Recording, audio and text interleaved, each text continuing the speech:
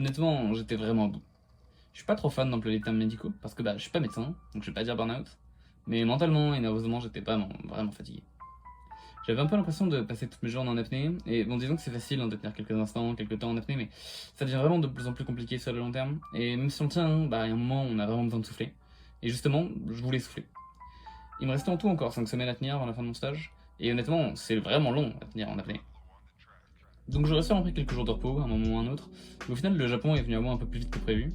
La Golden Week, fallait me faire un gros week-end de jeudi à lundi, et un week-end de 5 jours plus précisément, et j'allais en profiter pour partir en vacances et essayer de revenir en pleine forme.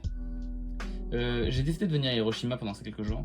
J'avais évidemment besoin de me reposer, oui bien sûr, mais je voulais aussi me détendre, et du coup pour ça voyager, à partir de Kyoto où je restais déjà en apnée depuis quelques jours. Hiroshima c'était un peu la destination parfaite. C'était pas trop loin de chez moi, en parallèle c'était un endroit où j'étais jamais allé encore, et où j'allais pas pouvoir aller avant un long moment, si jamais j'y allais pas maintenant. Et puis en même temps, Hiroshima c'est quand même un bon symbole de résilience quand on y pense. Des gens ont pu survivre à une bombe, et qui malgré tout, ont reconstruit une ville, ont continué d'aller de l'avant. C'était quelque chose que je trouvais vraiment inspirant, et je pense que je pouvais me retrouver dans cette ville, le temps de quelques jours. Le château d'Hiroshima. Voilà, c'était à l'époque où ils avaient tous des châteaux, bonne vieille technique des douves. Je crois que l'entrée est par là-bas. Je sais pas trop comment y aller, mais je vais essayer de me débrouiller. J'ai déjà fait le château d'Osaka, et pour être tout à fait honnête, j'avais été un peu déçu, dans le sens où c'était beau, il n'y a pas de soucis. Bon, après, le temps était un peu à chier, donc j'ai pas trop visité l'extérieur. Et l'intérieur, c'était juste en vrai un musée un peu random. Il y avait quand même un beau spot d'observation depuis tout en haut. Mais à part ça, j'avais été un peu déçu. Je le vois là-bas. Je sais pas si je peux réussir à montrer la caméra. Mais là, il y a un bâtiment là-bas. Donc voilà, je vais y aller, puis on va bien voir ça. En tout cas, c'est joli. Vous avez peur. Parce que moi, je t'attaquerai pas ça. Je sais pas qui c'est. Vous avez dit déjà que j'étais un culte ou. En tout cas, je sais pas qui c'est. C'est joli la statue. Hein. Je sais pas qui c'est. Alors on sent vraiment que Hiroshima c'était pas Osaka. Le site en soi du château est beaucoup plus petit parce qu'évidemment dans le château vous comprenez bien qu'il y a genre le bâtiment en soi, la tour, et tout un site autour qui est justement entouré d'eau, donc dans le but de défendre, dans une petite cité qui s'organise. Et celle d'Osaka était vraiment énorme, donc aussi bien que j'avais pas tout fait, parce que c'était beaucoup trop gros. Mais là c'est beaucoup plus petit, donc je pense que je vais pouvoir tout faire. On voit qu'il y a quand même des petits restes à droite à gauche. Globalement c'est surtout un jardin maintenant, j'ai l'impression. Je sais pas trop à quel point c'était déjà le cas à l'époque. Je vous ai dit que j'étais pas historien déjà ou. Mais en vrai voilà, c'est vachement joli. Et je vais essayer de monter, je sais pas trop si ça va être payant, sûrement un truc genre 500 yens si c'est payant. Du coup ça vraisemblablement c'est des ruines d'une ancienne partie du château. Et bien sûr devinez qu'est-ce qui a pu détruire tout ça. La bombe. Wouhou. Merci les Américains. Merci. Alors, évidemment, on pourrait se demander quel a été l'impact de la bombe à Hiroshima. C'est une question à laquelle j'ai bien sûr pas encore entièrement répondu, à la fois parce que je ne suis pas historien, mais surtout parce que ça fait même pas 24 heures que je suis là. J'ai prévu évidemment d'aller au parc de la bombe, au parc de la paix, qui était érigé au niveau de l'impact de la bombe, au niveau de l'épicentre. J'ai également prévu d'aller bien sûr sur le musée de la bombe, mais jusqu'à présent, même si du coup techniquement je suis pas allé à l'endroit principal de la bombe, j'ai malgré tout pu voir que ça reste quand même quelque chose qui a grandement marqué la cité. Dans le sens où, pour le moment, le peu de choses que j'ai pu faire, ça parle de la bombe tout le temps en fait. C'est normal parce qu'on se rend pas compte, mais en fait tout a été rasé il y a 70 ans. Du coup, tout ce que je vois là, soit c'est des restes, des fondations, des ruines quoi, soit ça a été reconstruit depuis 70 ans. Et puis voilà quoi. 70, 80 même d'ailleurs, 80 ans putain. 80 ans. Et en vrai, clairement, ça se voit que c'est quelque chose qui leur a clairement marqué l'histoire de la cité. Je suis sûrement un enfant, mais j'adore ce genre de petits plans anciens des cités, même si évidemment je comprends que dalle. Donc voilà la tour principale qui a, vous en doutez, très certainement été refaite depuis 1945. J'aurai sûrement l'occasion de lire des choses à l'intérieur concernant cet événement. Ok, et j'ai complètement menti sur la taille du château. Moi j'habite juste ça. Alors qu'initialement, c'était aussi grand que le tour en verre. Donc c'était énorme. Voilà, j'ai menti.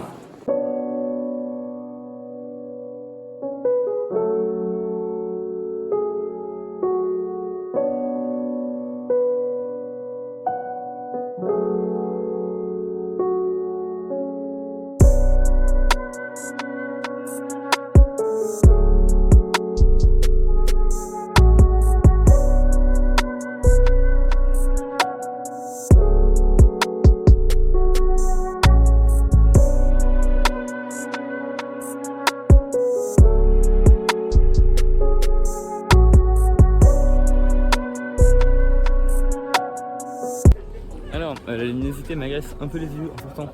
Non, du coup, c'était très cool. J'ai beaucoup plus apprécié que le château d'Osaka. Pour le coup, je recommande celui-là. Du coup, c'est en effet un musée. Il y a quasiment tout qui est en anglais. Quelques trucs qui sont en japonais, c'est dommage. Mais quasiment tout qui est en anglais.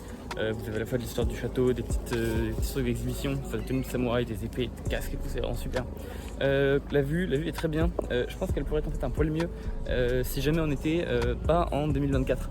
C'est-à-dire que il y a trop de buildings partout autour et du coup c'est cool, mais rapidement l'horizon est masqué par les buildings et c'est dommage parce que je suis sûr qu'on était il y a 300 ans, voire même il y a 100 ans, en fait on peut voir la mer depuis le château. Et du coup maintenant il est après-midi, donc il faut que j'aille manger, bien sûr. Alors en fait on dirait que je suis globalement d'avance, à midi je commence à chercher un endroit pour aller manger. En fait non, parce que faut que je trouve un truc, faut que j'y aille. Je vais autant vous dire qu'à mon avis je pense que je suis pas avant 12h30, 12h40. Et le problème étant que les restos ouvrent à 11h30 et ferment parfois à 13h. Donc je suis potentiellement un peu à la bourre, mais je vais me dépêcher.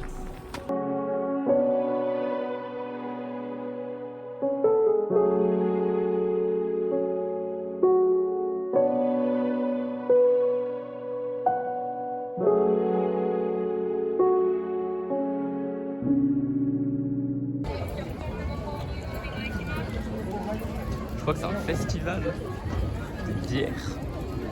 Il y avait des enfants dedans. En tout cas, c'est rigolo. Il y a même une mascotte en forme de canard. Je veux dire, au fond, ça c'est un de mes problèmes et c'est ça qui fait que j'arrive toujours en retard quand je suis en vacances au moment où je veux aller. Comment est-ce que je suis pas censé m'arrêter, faire 50 milliards de détours quand j'ai autant de trucs fun à la minute qui se pointent sous mon nez? C'est compliqué. C'est vraiment compliqué. Ok, regardez-moi ça. Je suis censé prendre le passage piéton qui est là à gauche. J'ai une énorme bouche d'entrée vers je sais pas quoi. Il y a des gens. Évidemment que j'ai envie d'aller voir, évidemment.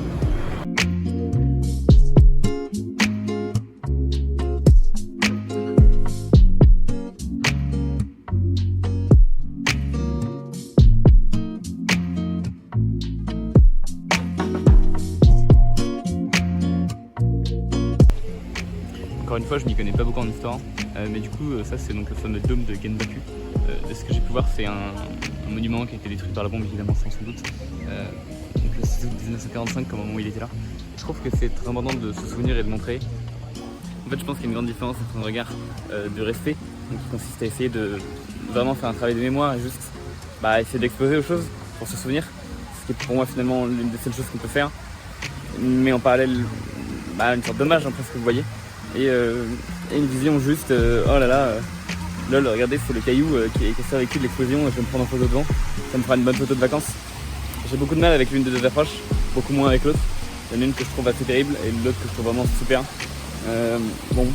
Évidemment il y a quand même des touristes qui se mettent devant, il y a quelqu'un qui va demander de prendre une photo. Bon voilà, je fais, mais voilà, je trouve quand même que ça fait un truc et voilà, ça me touche, là-dedans ça me touche. De toute manière, je trouve qu'Hiroshima c'est une ville qui symbolise quand même bien la résilience de ses habitants qui ont pu, malgré tout, continuer d'avancer, malgré un tel désastre, et aller de l'avant. Et j'avais déjà été très impressionné quand j'avais fait Nagasaki par cette tendance qu'avaient eu les habitants à évidemment être grandement touchés par ce qui s'était passé, mais aussi à, malgré tout, être dans ce travail de pardon. C'est-à-dire, alors évidemment, peut-être qu'il y a un moment où on peut juste plus envoyer coup pour coup quand on se mange un coup comme ça. Peut-être un moment où on est juste trop dépassé et on se rend en fait.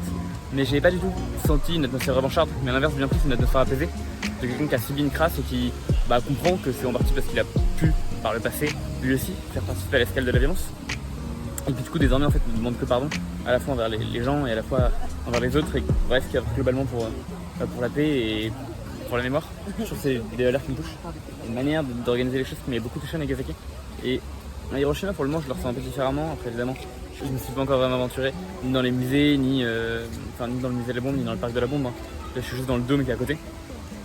Mais je dirais que c'est quand même des choses similaires que je ressens un peu. Et du coup je trouve ça assez particulier quand je vois des gens qui juste viennent se prendre en photo devant. Voilà. Et 80 ans après il y a la vie ici. Je sais que je répète beaucoup le terme 80 ans. Ouais c'est 79 et quelques mois. Mais là je suis vraiment juste à côté de l'épicentre. Et regardez comment l'eau a repris des couleurs, comment il y a de nouveau des bestioles dans l'eau, et puis comment ils ont réussi à réaménager tout ça. Et puis il y a du verre aussi.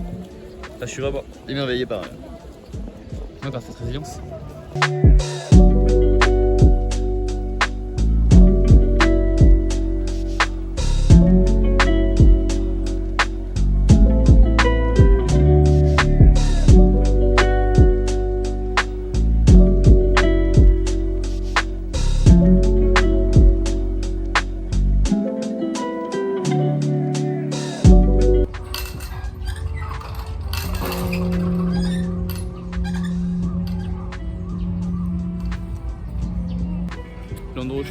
parc de la Paix. Ça a été construit du coup évidemment en commémoration de la bombe. Il est du coup construit au niveau de l'épicentre. Et honnêtement, le parc pourrait difficilement mieux porter son nom. Il y a vraiment, je veux dire, ok, un parc de la Paix ça pourrait être quoi? Ça pourrait être juste des gens, un peu comme à Nagasaki, qui viennent prier et se repentir devant une statue qui a été construite à l'occasion de la bombe. Ici c'est pas le cas du tout, ici c'est juste un parc en fait. C'est juste un parc avec ok une statue à un endroit, mais la plupart du temps c'est juste des bancs et des arbres en fait. Et des gens qui sont là qui chill. Et il y a de tout, évidemment il y a des touristes comme moi, plus ou moins respectueux. Il y a des gens qui sont japs et qui en fait juste sont là avec leurs gosses et jouent comme dans un parc. Vous avez des gens qui viennent avec des vélos et qui, je sais pas, font des sortes de trek de vélo, ils sont habillés en combinaison intégrale et ils ont posé leur vélo de course compétition XXL juste à côté du banc. Il y a des SDF, enfin je sais pas vraiment s'ils sont SDF parce qu'on a quand même peu au Japon, mais disons qu'il y a des gens, ça m'étonnerait pas qu'ils soient SDF. Puis il y a des jeunes, il y a des gothiques, enfin il y a de tout. Et tout le monde a l'air si content, tout le monde a l'air si cool, pas l'air d'avoir de gangs, de trucs fishy, tout le monde a l'air chill. Et waouh, c'est exactement ce qu'on attend d'un parc de la Paix en fait. Les gens chill, qui sont là, qui cohabitent, qui s'amusent en fait, c'est tout, c'est fantastique.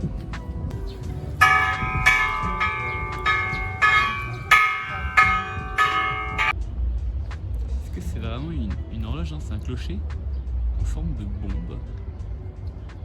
Ça, pour le coup je trouve ça un peu bizarre mais... Non mais c'est pour la paix, c'est pour la paix. Je suis désolé, est-ce que je suis en train d'assister à l'entrée dans le camion de Hiroshima Police Band? Qui est en train de me dire que la police à Hiroshima a une fanfare qui joue en plein milieu du parc de la paix. Mais qu'est-ce que c'est que ça? Mais qu'est-ce que c'est que ça?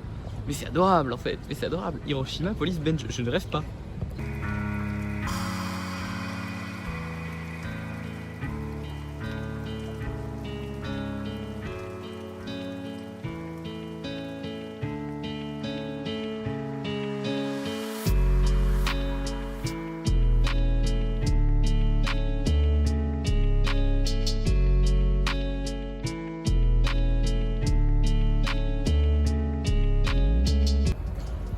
Je suis au pied d'un truc, je sais pas si on voit très bien, il y a un feu qui est allumé.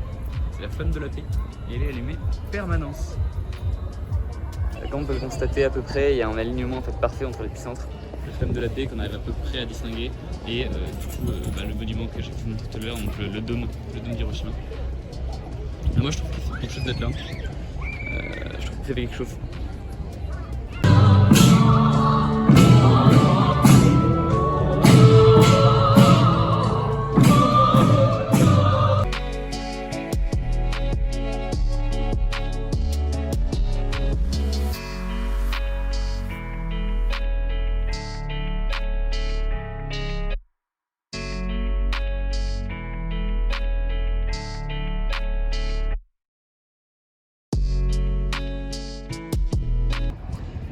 C'est joli hein. Je sais pas si vous avez capté que j'avais un problème avec la rivière. Il est 16h, juste avant d'entrer chez moi, je voulais aller vers cet endroit. Et je sais pas si on voit très bien, il y a un tunnel là-bas. Et en gros, tout ça c'est une énorme montagne. Unique, plus grande que les autres. Et en ce sens, on trouve normalement un petit spot d'observation. Et même de manière générale, je m'attends juste à ce que ce soit cute, d'avoir une énorme montagne comme ça. L'objectif c'est de finir ça, puis de rentrer dormir. Enfin manger, puis dormir. Alors ça honnêtement c'est un truc qui est vraiment présent au Japon et que personnellement que j'adore. Voilà. Et c'est à dire que bon, de la forêt, etc. Alors il n'y a rien de nouveau, on est d'accord, on en a en France aussi. Il y en a dans tous les pays. Maintenant, est-ce qu'en France j'ai à ce point-là une facilité déconcertante pour marcher genre 10 minutes alors que je suis dans un centre-ville et arriver là? Regardez. Tadam! Alors ça ne dit pas forcément grand chose, mais je suis à un poste d'observation. Évidemment parce que je suis sur la montagne, alors attendez, si je vous ai fait, j'ai pas des petits moustiques sur les jambes, tout va bien. Alors évidemment parce que je suis sur la montagne, regardez ça. C'est joli, c'est joli. Donc ça c'est un centre de recherche sur les radiations. Voilà. Alors c'est pas très bonne ambiance, hein, mais on se doute de ce que ça fait Hiroshima. Et c'était dans le tour là, je pense que c'était pour émettre des radiations nucléaires même.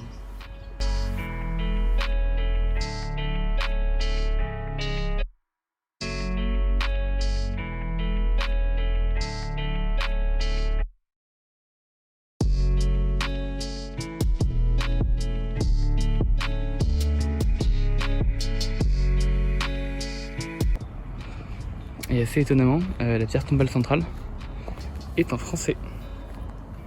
À la mémoire des soldats et marins français du corps expédition de Chine décédés à Hiroshima en 1900 et en reconnaissance du dévouement avec lequel les Japonais ont soigné leurs compatriotes, les résidents français au Japon et le souvenir français ont consacré ce monument. Et donc en effet, toutes les tombes qui sont ici au sol sont les tombes de soldats français. Et il y a sûrement les meilleures vues de toute la montagne. Je dis ça, j'ai pas encore fait toute la montagne, donc il faudra peut-être mentir. Quelle vue, on voit même la mer au loin. Encore une fois, c'est un lieu où bien sûr il n'y a aucun touriste. Je tiens à rappeler qu'il y a 45 minutes maintenant, j'étais en plein milieu d'un festival au niveau du parc de la Paix. Ça du coup c'est un cimetière militaire, alors encore une fois. La tombe des soldats français datait de 1900. Je sais pas si les soldats ici datent de la Seconde Guerre mondiale, sont plus vieux. Honnêtement, ça ne m'étonnerait pas que ça date de la Seconde Guerre mondiale, mais encore une fois, je pourrais te forcer le trait. Bien sûr, un lieu de recueil, je trouve. C'est très très puissant comme endroit. Vraiment très puissant. Et là maintenant, regardez, il y a juste un centre sportif. Et un centre de jeu. Toujours à 3 minutes du cimetière. Donc malgré tout, hein, ce qu'il faut bien. Ce qu'il faut bien. Une pierre, les gars. Pierre tombale. Évidemment, c'est un japonais, alors je peux pas lire. Encore une fois, un lieu de recueillement. Et ça, c'est un vrai mur d'escalade. En nature, quoi. Évidemment, je me suis amusé à tout monter, hein. Évidemment. Alors, évidemment, après avoir escaladé les murs, il faut bien se laver les mains. Du coup, j'avais tourné une petite vidéo en mode là, regardez. J'avais pas dit sur Fogaise, le robinet, voilà, ça là dans le noir. Et puis en fait, il y a un japonais qui arrive devant moi et qui a juste fait ça. Et du coup, ça sert pour boire, je suppose. Et c'est vachement malin. Vachement malin. Donc, bien sûr, c'est là pour monter. Évidemment, toilette publique, bien sûr, et gratuite, hein. Ça fait toujours plaisir. Alors, ça, du coup, ça s'appelle le Sakura Square. Et en effet, on a quand même pas forcément parce que c'est pas. Enfin, parce que c'est en feuilles et pas en fleurs, quoi. Mais tout ça, c'est les sakuras. Le seul truc est donc, je pense qu'en été, ça, et encore en été, je dis ça, on est en mai, ça a bien peu d'intérêt. Je pense revenir ici au sakura, ça va être vraiment exceptionnel. Alors là, c'est encore supposé être un spot d'observation. En vrai, la statue d'un grand monsieur que je ne connais pas. Et encore une fois, tout est écrit en japonais, donc je peux même pas vous donner son nom. Mais voilà, il y a une grande statue et c'est supposé, de ce que j'ai vu, être un spot d'observation. Maintenant, j'en doute un peu. Et je pense que c'est juste la probabilité que, comme vous pouvez le constater, il y a des arbres qui sont assez grands en ce moment. Et en vrai, ouais, on voit quelques trucs, mais voilà quoi. On voit des trucs pas là-bas. Non, encore une fois, je me suis créé mon spot d'observation par les arbres. Hein. J'adore les arbres. Hein. Mais là, voilà, hein, coupez-moi tout ça. Est-ce que cet endroit, c'est une clairière entourée par des rambardes en métal qui hameçonnent des écureuils? Des très belles marches aussi.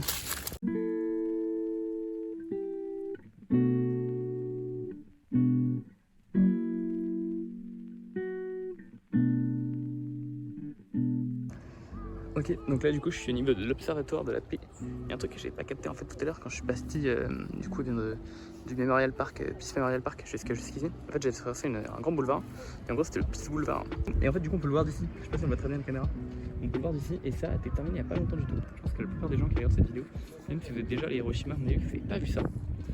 Parce que bah, avant que déjà vous soyez allé à Hiroshima et qu'en plus vous y soyez allé pile à Iijima et à moins d'un an, voilà, ça me semble beaucoup de choses qui font au final que c'est pas très probable que vous puissiez voir ce magnifique endroit. Et même une photo de Macron. Trop bien.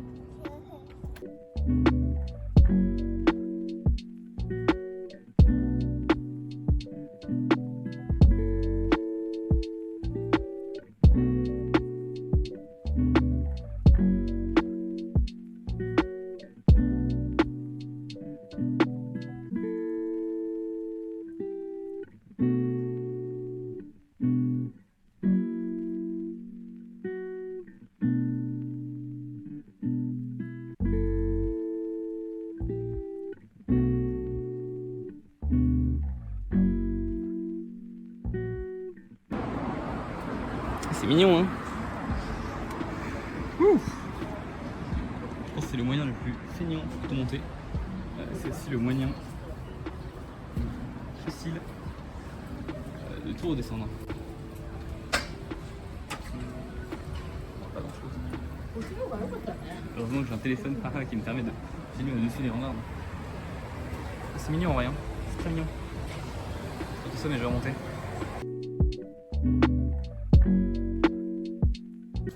Je suis vraiment fan en fait de l'architecture des lieux. Genre, j'adore l'architecture de lieux. Bah, j'ai rien d'autre à dire. C'est labyrinthique, en même temps tout est connecté. Enfin, je suis trop fan. Et l'environnement est adorable. Et surtout, ce qui me tue, c'est que là, vous voyez, il y a des formes chevues qui commencent à apparaître. Alors, c'est pas le signe d'une 3ème guerre mondiale ou quoi que ce soit. C'est juste que cette montagne, c'est donc une montagne qui a été, on va dire, adaptée de manière à la fois créer des mémoires pour la bombe, et en même temps, ils ont mis un musée d'art moderne. Alors ça c'est pas le musée, c'est l'entrée du musée qui est là-haut, que je ne vais pas faire. Mais voilà, je trouve ça marrant d'avoir pensé à concilier les deux. Fallait y penser. J'arrête pas penser. Alors ça c'est encore un petit endroit qui est fait donc en mémoire de la guerre, enfin en mémoire de la bombe encore. Parce que du coup donc, la bombe s'est abattue sur cette pauvre maison. Et alors il paraît que le toit aurait été déformé. Donc comme on peut le constater, il y a des couleurs. Donc rien n'a été refait, ça a été laissé intact. Ça a probablement été protégé par la montagne, hein, sûrement, parce que la maison n'est pas non plus en si mauvais état. Je pense que les vitres ont dû être faites. Et encore, pas depuis un bon moment. Et ouais, je pense que du coup, les couleurs proviennent de la bombe. Alors c'est un peu dommage parce que cette maison, il n'y a personne qui vient la visiter. Je suppose que c'est fermé. C'est fermé, encore heureux. Sûrement il y a des squatteurs ou etc. Je pense qu'on va très bien dedans. Des tatamis, des chaussons. Je vois pas forcément grand chose de plus, hein, tout est vide. Vous en doutez bien. C'est dommage parce que c'est un coin qui n'est pas du tout relié au reste de la balade. Et donc c'est tout vide, il n'y a personne qui vient. Alors on me dira, c'est pas non plus vraiment aménagé pour les gens, on voit que c'est encore assez sauvage. Pas très bien entretenu. Mais bon, malgré tout, je trouve ça dommage pour ce petit spot qui est complètement raisonné. Alors que c'est mignon. Ça passe de quelques minutes, mais c'est mignon. Encore un super panorama hein, sur une des nombreuses rivières du delta d'Hiroshima. Et puis c'est un peu de ville quoi. Au coucher du soleil. Je pensais que j'avais bientôt fini et que je pourrais tranquillement me diriger vers la toute dernière partie. Et voilà, j'arrive, c'est un endroit qui s'appelle la promenade des statues. C'est adorable. C'est adorable déjà. On avait une statue. Évidemment, ça s'appelle la promenade des statues et pas la statue. Parce qu'il y en a plusieurs. Voilà une deuxième. Et donc on arrive à l'arrière du musée, je suppose. Évidemment, pas grand chose. C'est ce que je pense.